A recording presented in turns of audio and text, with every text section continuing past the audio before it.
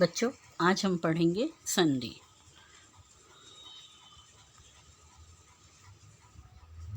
संधि की परिभाषा सबसे पहले हम जानेंगे संधि होता क्या है। यहाँ पर आपको दो तस्वीर दिख रही है, एक स्कूल का है यानी विद्यालय का, और एक सूर्योदय जहाँ सूरज उग रहा है। तो ये दो शब्द विद्यालय और सूर्योदय, विद्या धन आलय, विद्या धन आलय। देखो, विद्या जमा आलय में विद्या या के बाद क्या है आ, और आ जमा फिर आ, और आ धन आ मिलकर क्या हुआ, दोनों मिला तो आ हो गया, एक आ बना। यानी जब शब्द बना विद्या और आलय, दो शब्द मिलकर तो क्या बना, विद्यालय। यहाँ है सूर्योदय। तो सूर्य में य के आखिरी में क्या आता, हमने पढ़ा है वर्ण में कि हर व्यंजन में उच्चारण में अ होता है। तो यहाँ अ और उदय का उ दोनों मिलकर क्या बना, ओ, सूर्योदय। तो ये जो है कहने का मतलब है दो, जब वर्ण यहाँ पर समास, अभी आप लोग पढ़ेंगे समास में दो शब्द जुड़ते हैं, यहाँ पर दो वर्ण आपस में, वर्ण विचार में पढ़ा है ना, वर्ण विच्छेद। तो यहाँ पे पहला शब्द जो है उसका आखिरी वर्ण और दूसरे शब्द का पहला वर्ण जब आपस में मिलते हैं और मिलकर एक परिवर्तन लाते, बदलाव लाते हैं, तो उसे कहते हैं संधि। तो विद्या का आ और आलय का आ जुड़कर क्या बन गया, आ, हाँ, और शब्द बना विद्यालय। इसी तरह सूर्य का अ और उदय का उ मिलकर ओ बना, और सूर्योदय वर्णों के इसी मेल को क्या कहते हैं, संधि कहते हैं। तो अब संधि की परिभाषा क्या हो जाएगी, दो ध्वनियों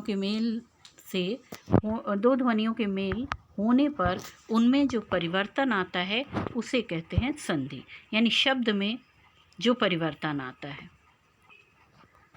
अब संधि विच्छेद, क्योंकि आपको संधि अगर सीख रहे हैं तो संधि विच्छेद भी करना पड़ेगा। तो संधि विच्छेद का अर्थ होता है अलग अलग करना, यानी किसी शब्द को बांटना, अलग अलग तोड़ना। विच्छेद मीन्स अलग करना। तो यहाँ पे हम संधि को अलग करेंगे, यानी जोड़ को अलग करेंगे। तो जब संधि युक्त शब्द को अलग अलग करते तो उसे कहते हैं संधि विच्छेद। जैसे देवालय, देव प्लस धन आलय, धर्मात्मा, धर्म जमा आत्मा। अब है संधि के भेद। संधि के भेद है तीन, एक है स्वर संधि, व्यंजन संधि और विसर्ग संधि। स्वर संधि को स्वर से स्वर का मेल होता है, यानी प्रथम शब्द का आखिरी वर्ण और दूसरे शब्द का पहला वर्ण दोनों ही स्वर होगा। व्यंजन संधि में स्वर धन व्यंजन और व्यंजन धन व्यंजन, यानी स्वर से व्यंजन मिलेगा या फिर व्यंजन से व्यंजन, फिर व्यंजन से स्वर। विसर्ग संधि में विसर्ग के साथ स्वर और विसर्ग के साथ व्यंजन। यहाँ पर हमें सिर्फ स्वर संधि इस कक्षा में पढ़ना है, हमें व्यंजन संधि और विसर्ग संधि इस कक्षा में नहीं पढ़नी है, हमें सिर्फ स्वर संधि पढ़ना है। इसलिए हम स्वर संधि के बारे में ही बात करेंगे। तो स्वर संधि देखो क्या होता है। स्वर संधि है दो स्वरों के मेल से शब्द में जो विकार या परिवर्तन आता है, यानी जो बदलाव आता है, उसे स्वर संधि कहते हैं। जैसे पुस्तक, आलय, पुस्तक और आलय दोनों मिलने के बाद क्या बना, पुस्तकालय। तो अ जमा आ दोनों मिलकर क्या बना, आ, क में आ की मात्रा हो गई एक। और जब अलग अलग करते हैं हम तो क का अ और आलय का आ विच्छेद करने पर, तो ये दोनों मिलकर क्या बना, पुस्तकालय। स्वर संधि के 5 भेद हैं, दीर्घ संधि, गुण संधि, वृद्धि संधि, यण संधि और अयाद्य संधि। सबसे पहले हम पढ़ेंगे दीर्घ संधि। तो दीर्घ संधि क्या है, दीर्घ शब्द से ही हमको पता चलता है, दीर्घ का अर्थ होता है बड़ा। दीर्घ का अर्थ क्या होता है, बड़ा। तो जहाँ पे परिणाम रिजल्ट बड़ा आए तो वो है दीर्घ संधि।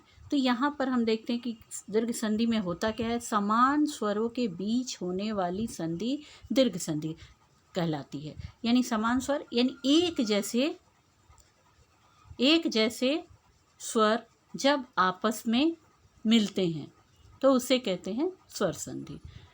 जैसे आप देखिए, अ और आ के साथ अ आ ही मिलेगा, ई और ई के साथ ई और ई ही मिलेगा, ऊ के साथ ऊ और ऊ ही मिलेगा।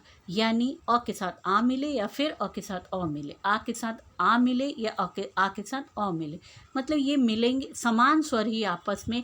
यानी पहले शब्द का आखिरी वर्ण और दूसरे शब्द का पहला वर्ण हमेशा समान स्वर होगा, और दोनों जब मिलेंगे तो दीर्घ यानी बड़े का निर्माण करेंगे। यानी आ, ई और ऊ, जो हमने स्वर में पढ़ा था कि आ बड़ी और बड़ा ऊ, तो उसका ही निर्माण होगा। अ में आ बड़ा है, तो इस प्रकार से उदाहरण कुछ देखो। वेदांत, वेद जमा अंत, तो अ द का अ और इधर अ दोनों मिलके क्या बना, आ, वेदांत।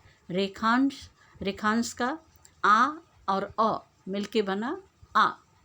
हरीश, हरी छोटी और जमा बड़ी, दोनों मिलके बन गया बड़ी।